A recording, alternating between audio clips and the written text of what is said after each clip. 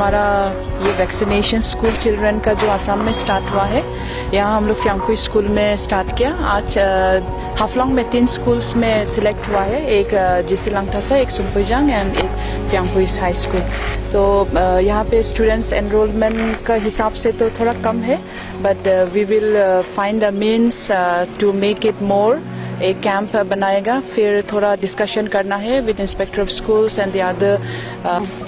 Vaccination drive হৈছে 15 to 18 years তাতে আমি আহিছোঁ। আজি যথেষ্ট আমি পাইছোঁ, 20 জন ষ্টুডেণ্ট আমি পাইছোঁ। আজি ফেষ্টিভেল থকাৰ কাৰণে অকণ কমটি হ'ল, কিন্তু আমি আই এম শ্যোৰ দেট আমি বাকী কেইদিনত আমি 100% নহ'লেও আমি এটলিষ্ট ক্লোজ টু 100 আমি টাৰ্গেট এচিভ কৰিম বুলি ভাবিছোঁ। এণ্ড দে আৰ অল এনথুজিয়াষ্টিক, আহিব বুলি ভাবিছোঁ। So' we will do it. Thank you.